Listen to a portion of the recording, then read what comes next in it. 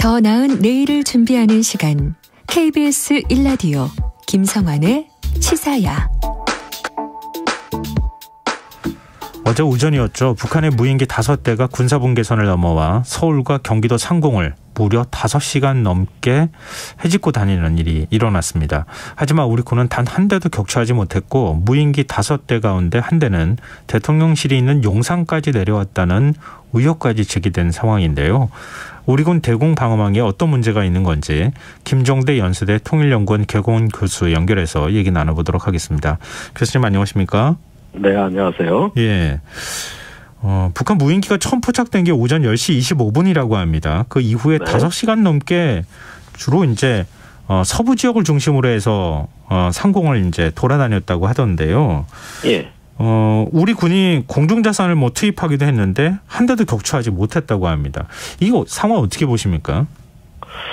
저는 말입니다. 지금 우리의 대비 태세의 허점을 북한에게 다 드러내는 것 같아서 매우 우려스럽습니다. 네. 사실 이렇게 되면은 지금 북한으로서는 굉장한 자신감을 갖게 되는 건데요. 북한이 이번에 무인기를 투입한 배경에는 우크라이나 전쟁이 있습니다. 네. 아시다시피 이번에 우크라이나 전쟁은 우크라이나 러시아 쌍방에 의한 드론 전쟁이라고 해도 과언이 아닐 정도로 일각에선 드론 혁명이라고도 부릅니다. 네. 그런데 우크라이나 전쟁에서 활약한 드론을 보면은 뭐 세계 최첨단 어떤 고성능 드론도 아니고 그야말로 그 중저가 말하자면 구닥다리 그 드론들이란 말이죠. 네. 이게 불과 뭐 1,000만 원, 2,000만 원짜리 자산이 몇십억짜리 그 미사일보다도 더 어떨 때는 효과적이라는 게 드러나 버렸는데 이런 것을 면밀히 관찰한 북한이 한번 남한에 5대 정도를 이렇게 집단으로 투입을 한 거예요. 근데 하나도 못 잡았다. 그리고 또 계속 6시간 가까이 추적을 했는데도 격추를 못 시켰다. 이렇게 되고 한 대는 더군다나 북으로 무사히 귀환을 했다 그러면 북은 이제 남에 대해서 자기네 드론을 통해 가지고 언제든지 남한을 혼란에 빠뜨릴 수 있는 비대칭 전력을 보유하게 되는 것이거든요. 네네. 이런 것들을 우리가 다 드러냈다는 것은 매우 뼈아픈 실수다. 더 나아가서는 실패라고도 볼 수 있는 것이죠. 근데 북한 무인기 드론이 우리 이 영공으로 들어온 게 이번이 처음이 아니잖아요. 지금 5년 6개월 만의 일이다 이렇게 얘기를 하고 있고 그 전에도 있었기 때문에 그동안에 군 당국이 대비를 좀 하지 않았습니까? 물론 과거에도 들어왔습니다. 2014년, 15년, 17년 이렇게 쭉 들어왔는데 그때는 간헐적으로 한 대가 특정한 어떤 그 군사 표적을 정찰하기 위해 가지고 침입을 했다가 돌아가는 길에 어떤 연료 부족으로 추락을 한 것이거든요. 네. 근데 이번의 경우에는 5대가 이걸 군사 용어로 군지 비행이라고 하는 건데 동시에 투입돼가지고 집단적으로 투입이 됐다는 게 과거와 다르고요. 네. 그다음에 성능 면에서도 과거의 조잡한 드론과 유사하다고 하지만은 제가 보기엔 상당히 성능이 향상된 것 같습니다.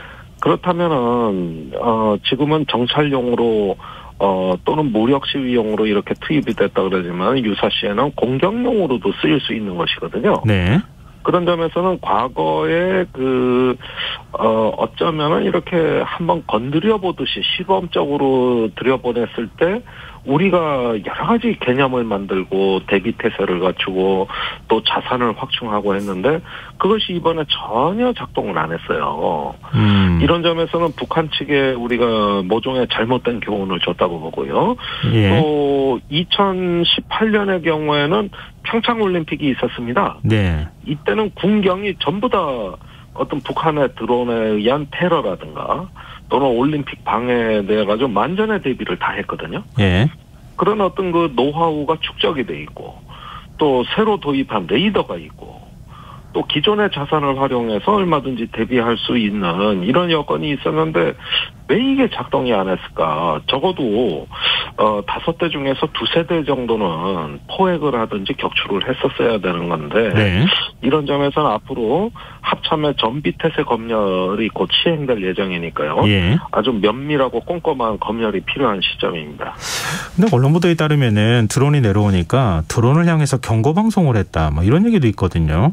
근데 네. 드론이 예를 들어서 우리 영공으로 들어오면 곧바로 지금 탐지는 다 됐다고 하는 거 아닙니까? 중간에 이제 소실되는 일이 있기는 했다고 하지만 그래도 넘어올 때는 탐지가 됐다고 하면 격추할 수 있는 여건은 마련되어 있다는 얘기잖아요.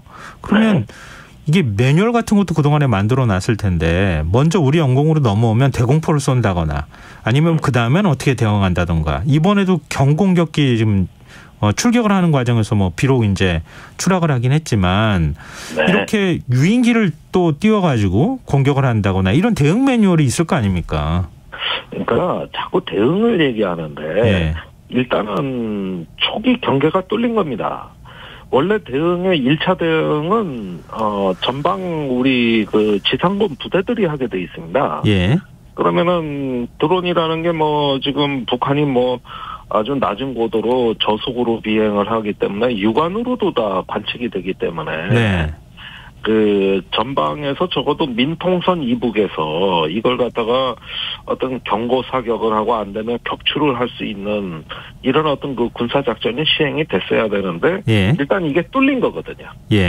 두 번째로 이제 민가가 있는 후방 지역으로 날아온 건데 이때는 실탄 사격을 하기에는 제한이 됩니다. 그렇다면은 이때 대응할 수 있는 방법은 무슨 포나 미사일을 발사하는 게 아니라 우리도 드론을 날려가지고 충돌을 시킨다든가. 아니면은 이렇게 마이크로웨이브 고출력의 극초단파를 발사하게 되면은 북한의 무인기하고 운용기지 간의 통신이 끊어지고 위치가 혼란스러워질 거 아니겠어요? 그러면 통제력을 잃고 추락하게 돼 있거든요.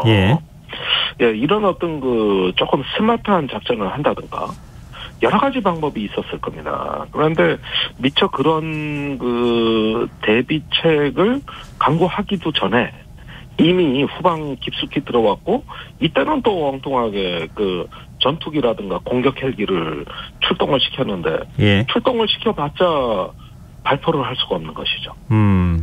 그렇게 되면은 우리가 측에 피해가 있으니까요. 자, 이렇게 된 겁니다. 그렇다면은 1차적으로 휴전선에서 민통선에 이르는 전방 지역에서 차단을 못했다. 두 번째는 우리 지역에서 대응이 제한됐다. 그러면 세 번째는 뭐겠어요? 북으로 귀환할 거 아닙니까? 추격을 했었어야죠. 근데 여기서도 또 레이더 항적에서 소실이 되거나 아니면 사라진 거예요. 그러니까 역시 추적 기능에 문제가 있었던 것이 북으로 넘어가는 이 항적을 레이더 상으로 이렇게 실시간으로 본 것이 아니라 가끔씩 이렇게 뜨문뜨문 나타나는 걸 항적을 찍어본 겁니다. 그래서 실시간으로 본 게 아니에요. 이렇게 보면은 결국은 예정된 실패였다. 놓칠 수밖에 없었다. 이렇게 봅니다. 근데 문재인 정부 때 기억하기로 2018년에 드론 공격에 대비해서 상군사령부 산하에 드론봇 전투단이라는 걸 만들었잖아요. 좀 윤석열 대통령도 언급했던 것처럼 우리가 드론봇 전투단 같은 걸 만들어서 뭐 드론끼리 충돌을 시키든가 드론 공격에 대비한다든가 이렇게 했었어야 하는데 과연 우리가 장비가 모자라서 준비가 안 돼 있어서 지금 탐지도 못하고 추격도 못한 것인지 아니면 윤 대통령이 언급한 것처럼 훈련을 제대로 못해서 뭔가 전문화되어 있는 훈련 부족이나 부대가 없어서 그런 겁니까? 제가 알아봤는데요. 지난 5년간 정말 군에서는 이 무인기가 전방부대에 있어가지고는 가장 대비의 우선순위였었습니다. 그래가지고 제가 현직 당시에 군단장 했던 분하고도 인터뷰를 해봤는데 늘상 참모회의가 어떻게 드론을 방어할 것이냐, 차단할 것이냐 이런 회의를 굉장히 많이 했고 또 부대 자체적으로도 훈련을 많이 했다는 거예요. 그러면서 나름대로는 대비를 해왔던 것 같아요. 그리고 드론봇 부대가 창설된 것도 문재인 정부 때입니다. 이렇게 보면은 나름대로는 이 새로운 전쟁에 대해 가지고 얼마든지 대비를 할 수 있는 여건을 갖춰줬다고 보는데 물론 이런 드론 작전을 총괄할 수 있는 지휘 체계가 조금 책임 소재가 어디냐가 모호했다든가 예. 자산이 부족하다는 문제는 일부 발견이 됩니다만은 대비를 안 했다 이렇게 볼 수는 없어요. 예. 굉장히 나름대로는 대비를 많이 했습니다. 근데 이번 작전의 경우에는 너무 압도적인 대응을 한다는 그 목적하에 좀 과도하게 전력을 출동시킨 것 같아요. 예를 들면 공격 헬기라든가 전투기를 출동시킨 것은 적의 항공기에 대해서는 효과적이겠으나 네. 이렇게 작고 그 느리게 들어오는 어떤 그 자산에 대해서는 그다지 효과가 없었던 겁니다. 네. 그러니까 결국은 망치로 모기를 잡으려고 한 거 아닌가. 그런 것보다는 사실은 드론에는 드론으로 대응을 한다든가 예. 아니면 고출력 방해 전파를 쏜다든가 이렇게 해가지고 적의 드론을 혼란에 빠뜨려가지고 기능을 상실하게 하는 스마트한 작전 이런 쪽으로 좀 대응했으면 효과가 있었을 건데 하는 아쉬움을 갖게 되네요. 근데 그렇게 우리가 대응할 수 있는 장비는 있습니까? 예, 현재 우리 군이 가진 어떤 탐지 추적 자산은 충분한 걸로 보여지고요. 예. 다만 이것에 대응할 수 있는 어떤 소프트킬, 말하자면은 탐지 교란 전력은 매우 부족한 그런 상황이 되다 보니까 하드킬, 소프트킬이 아니라 하드킬 방식의 어떤 과도한 대응만이 합리적인 유일한 어떤 선택 대안이 돼가지고 결국은 실패하게 된 것입니다. 네. 지금 언론 보도에 따르면은 대통령실에서는 부인했지만 그 드론이 용산 상공까지 비행한 흔적이 있다 이렇게 얘기를 하고 있거든요. 지금 네. 군 내부 정보에 밝으시니까 혹시 이런 얘기는 확인해 보신 적이 있으세요? 글쎄요, 저도 여러 군데 알아봤습니다만 이거 조사 중이라서 이건 조금 말씀드리기가 신중한데요. 사실은 2014년에 온 북한이 이미 당시 청와대 상공을 지나가면서 다 촬영을 했습니다. 예. 그러니까 이번에 용산에 왔느냐 안 왔느냐 이런 것들을 갖고 말들이 많은데 일단은 이번에는 은평구 쪽에서 그냥 머물다 간 걸로 보여지지만 이런 정도 대응이라면 다음에 용산에 안 온다는 법이 없죠. 예. 그러니까 과거에도 청와대 다 촬영하고 갔고 심지어는 강남까지 왔다 갈 수 있다는 건데 이렇다면은 용산은 자체적으로 얼마든지 어떤 다른 자산에 의한 드론 대비가 돼 있다고는 합니다만 전 안심할 수가 없다. 알겠습니다. 예, 그런 면에서 다른 어떤 정부 청사라든가 다른 어떤 주요 지점들도 대비 태세 강화해야 될 것 같습니다.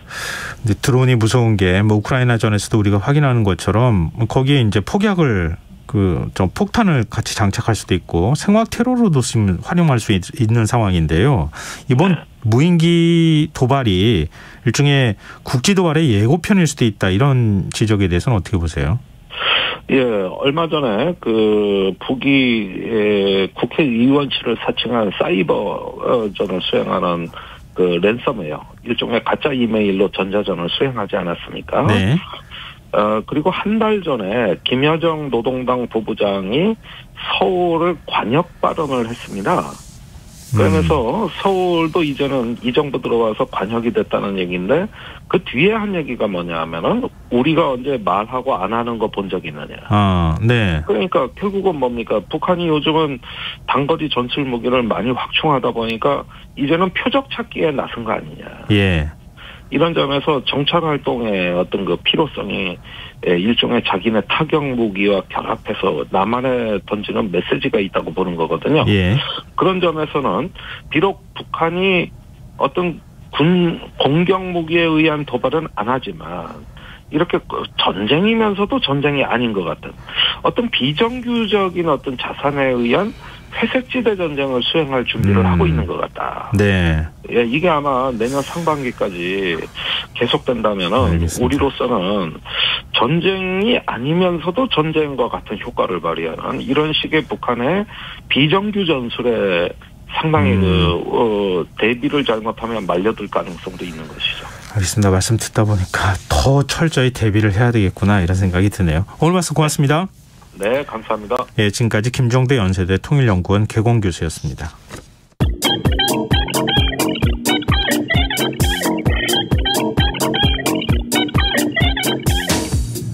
빅데이터로 인터넷에서 화제가 되고 있는 이슈 살펴보는 시간입니다. 이슈